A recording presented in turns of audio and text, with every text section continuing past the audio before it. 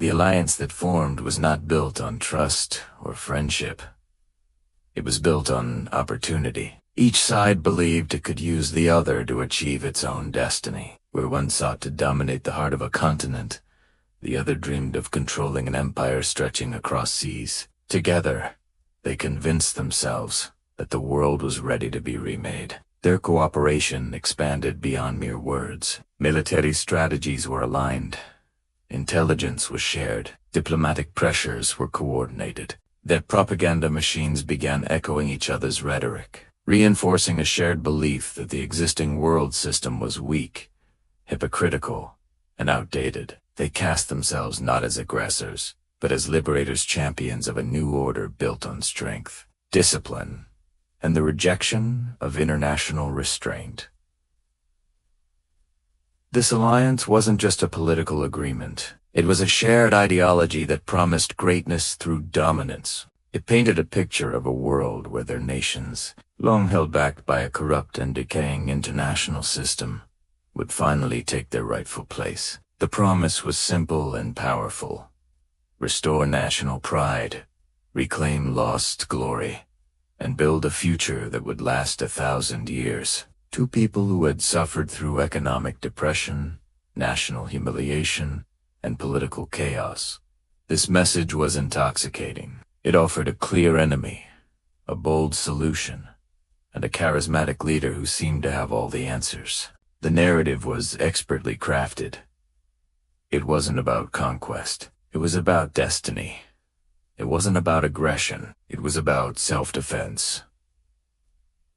And it wasn't about silencing dissent. It was about creating unity. This was the story they told their people, and it was a story many were desperate to believe. Meanwhile, the rest of the world watched with increasing alarm.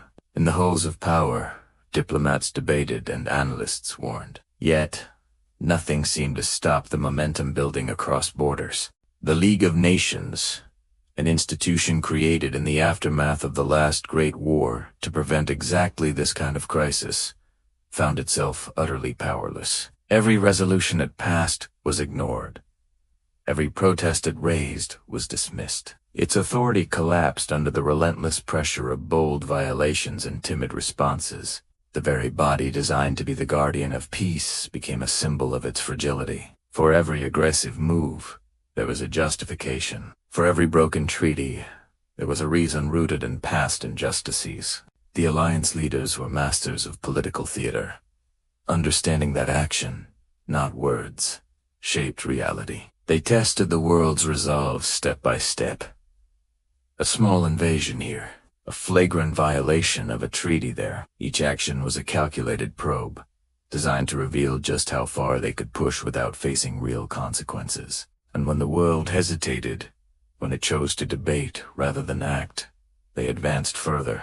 Every moment of silence from the global community, every act of appeasement, became another brick laid on the road to a global conflict. In city squares, massive crowds cheered as flags rose and armies marched. The spectacle was mesmerizing, a powerful display of unity and strength that swept people up in a wave of nationalistic fervor. But elsewhere, in parliaments and foreign ministries, leaders argued, unable to agree on a unified response. Some called for sanctions, others for diplomacy, and a few warned of the need for military readiness. But consensus was elusive.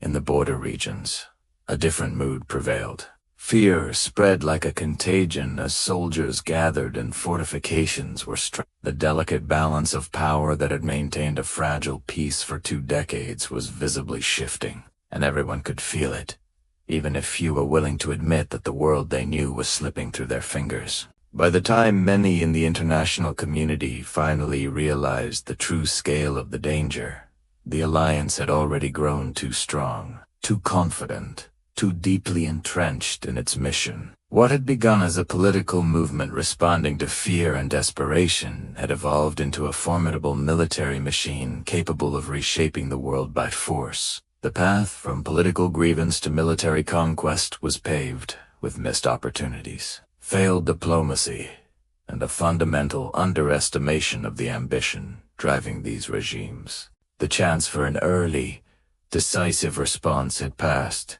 leaving the world on the brink. What followed was a cascade of aggression. Borders were redrawn overnight. Nations that had existed for centuries vanished from the map.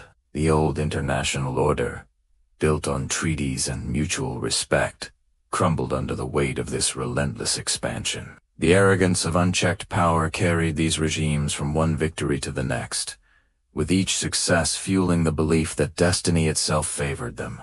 They saw themselves as the rightful heirs to a new global order, and for a time, it seemed as if nothing could stand in their way.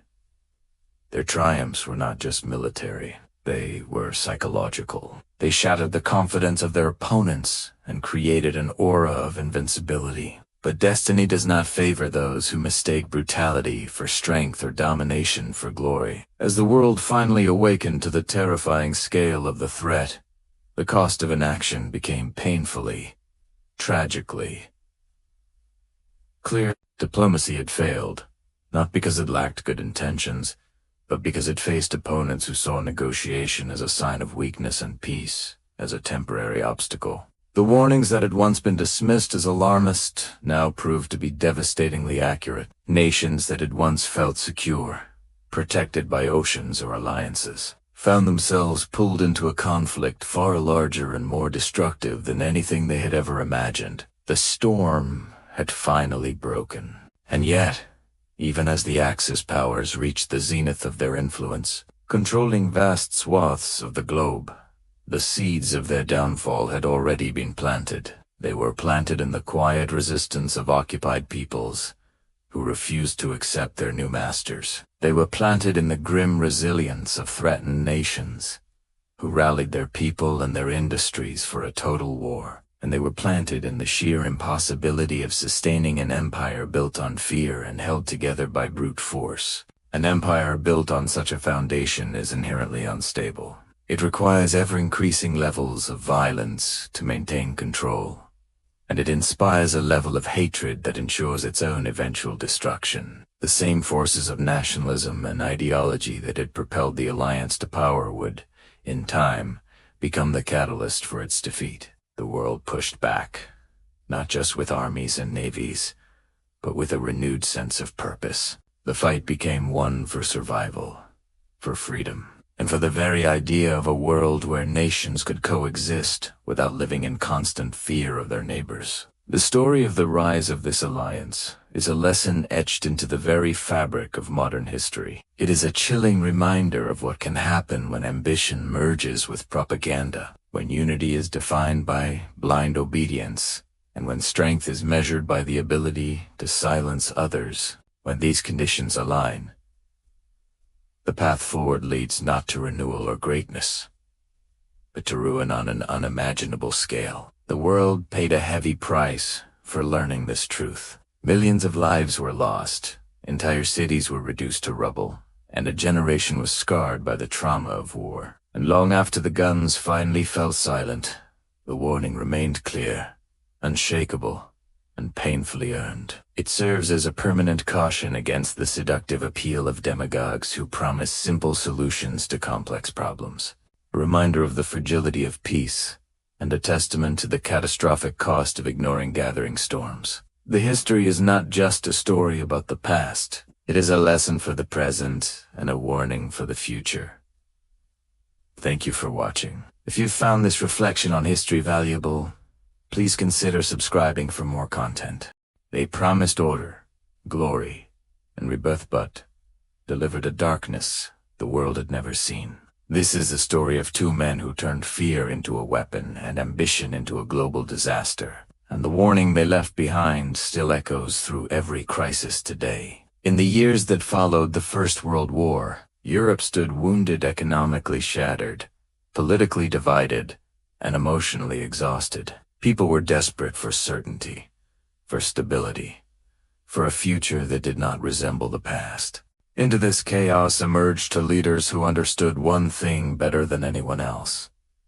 A frightened nation is the easiest nation to reshape. What began as promises of national revival gradually transformed into a path that led the world toward the deadliest conflict in history. This is not simply a story of personalities. It is a story of conditions of a continent crushed by economic despair, of parliaments paralyzed by division, of societies searching for direction as old institutions collapsed around them. In such moments, the voice that speaks with absolute confidence often becomes the voice that people follow. And these voices amplified through mass rallies, relentless propaganda, and carefully crafted myths redefined loyalty, identity, and power. In one country, a failed artist turned political agitator transformed public anger into a movement that promised to restore lost honor. In another, a former socialist turned nationalist seized control of a nation by convincing it that only unity under a single authority could protect it from collapse.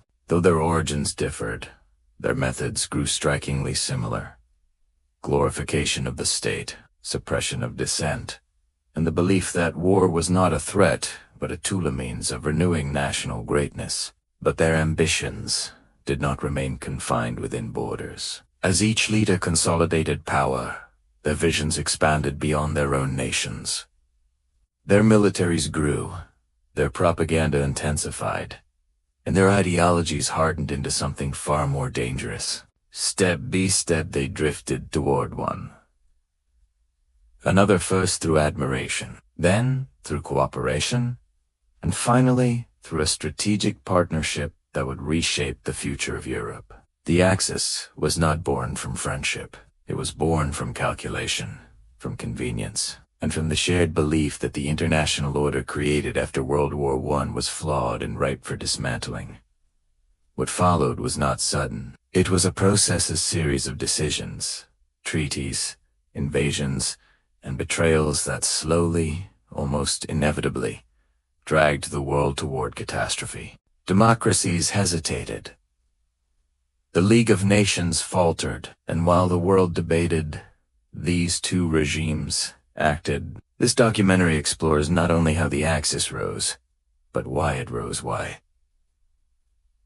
millions followed, why nations surrendered without a fight, and why the warning signs that seem obvious today went unnoticed or ignored at the time. It is a journey into the mechanisms of power, the manipulation of fear, and the political decisions that transformed a continent's uncertainty into a global war. And as you watch, you may find that this is not just a story about the past. It is a mirror reflecting how fragile peace can be, and how quickly the road to global conflict can be built. Imagine a nation standing at the edge of uncertainty, its streets filled with hunger, its factories silent, its people exhausted from promises that never turned into reality. Democracies that once felt strong now trembled under the weight of endless political quarrels. Every new government spoke of solutions, yet every solution vanished before it could take shape. In this environment of collapsing belief, even the smallest spark of certainty felt like a lifeline.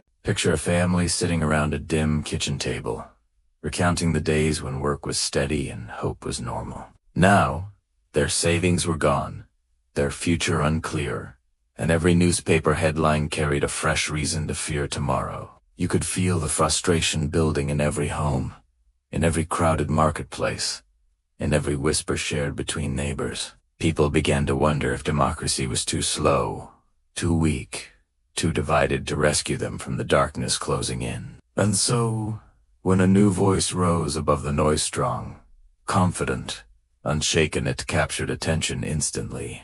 This voice spoke of revival, of national pride, of a future in which chaos would be replaced by order. There was rhythm in each speech, conviction in every phrase, and the promise that someone finally understood the pain ordinary citizens had endured for far too long. Crowds began gathering not because they agreed with every word, but because they were desperate to believe anything that sounded like hope. The message was simple. The nation could rise again, but only if it united behind a single, decisive direction. People who felt invisible suddenly felt seen. Those who felt powerless began to believe the future could be shaped again. It wasn't the policies that drew them in, it was the emotion of feeling that someone could take the chaos in their lives and forge it into strength. In a small town hall, you could see elderly veterans nodding slowly, remembering a past when their country stood tall. Young men and women leaned forward eagerly, caught up in the energy of a movement that promised them purpose. Even those who doubted found themselves overwhelmed by the sheer force of the moment. The newspapers, the posters, the rallies all spread the same message. The nation had fallen only because it had forgotten its greatness, and now it was time to reclaim it. In a world drowning in fear, certainty became the most seductive weapon of all. And out of that growing desire for certainty emerged something far more powerful than any single speech or promise. It was a shift in the way people understood their world, a belief that salvation required more than hope. It required action. Strong action. Action that did not wait for debate or hesitation. As this belief took hold, it became the foundation upon which a new political order would be built. One shaped not by compromise, but by force, ambition, and a relentless pursuit of national rebirth. In one nation after another, citizens who once defended open debate now found themselves drawn to movements that rejected it. The idea of unity became inseparable from obedience. The vision of greatness became tied to the suppression of dissent. The fear of being left behind, of being humiliated, conquered, or forgotten pushed societies to embrace leaders who promised glory through dominance. And slowly, almost quietly, the line between patriotism and aggression began to blur. As these new governments rose, they brought with them an entirely new machinery of persuasion. Newspapers were molded into instruments of certainty, broadcasting the message that loyalty was not just a duty, it was survival. Radio waves carried that same message into living rooms, cafes, and factories, shaping conversations, shaping beliefs, shaping the very rhythm of daily life. Posters didn't simply decorate walls. They commanded attention with images of strength, unity, and destiny. Ideas were no longer suggestions, they were instructions. What started as reassurance soon became doctrine. Citizens were told that their nation's struggles were not the result of economic failures or political mismanagement, but the consequence of enemies internal and external who threatened to weaken them. Suspicion spread.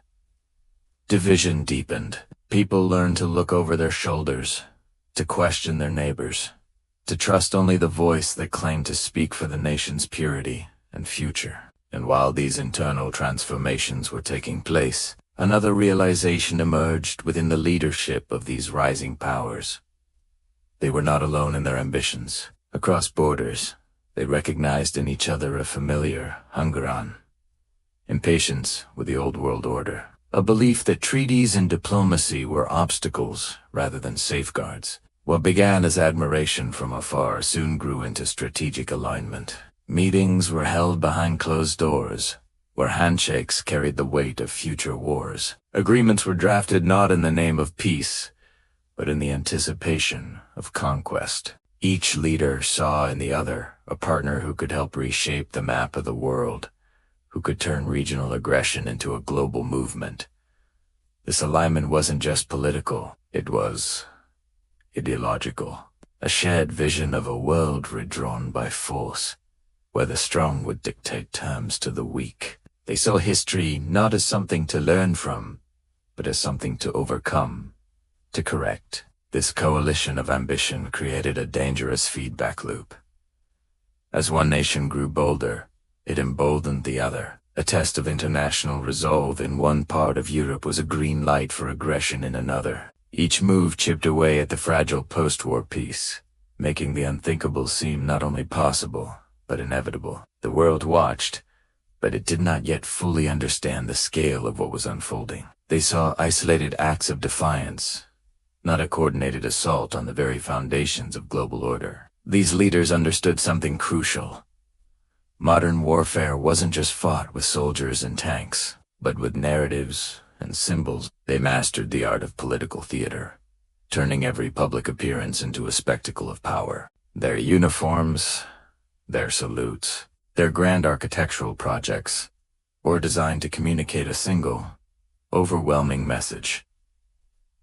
The individual is small, but the state is eternal. To be part of the state was to be part of something immortal. This promise of collective greatness was intoxicating to millions who felt lost in the post-war world. It gave them a purpose, an identity, and a scapegoat for their suffering. The tragic irony is that the very tools of modernity radio film, mass media that could have connected humanity were instead weaponized to divide it. They created echo chambers where dissent was silenced and critical thinking was replaced by patriotic fervor. The slow march to war was paved with speeches that sounded like salvation, with headlines that promised security, and with a relentless drumbeat of propaganda that convinced entire nations that their only path to a brighter future was through the darkness of conflict. And as the world teetered on the brink, it became clear that this wasn't just a failure of diplomacy, but a failure of imagination on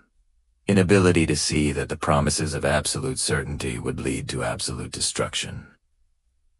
Thanks for watching. If you found this exploration of history insightful, please consider liking this video and subscribing for more deep dives into the events that shaped our world. Stay curious.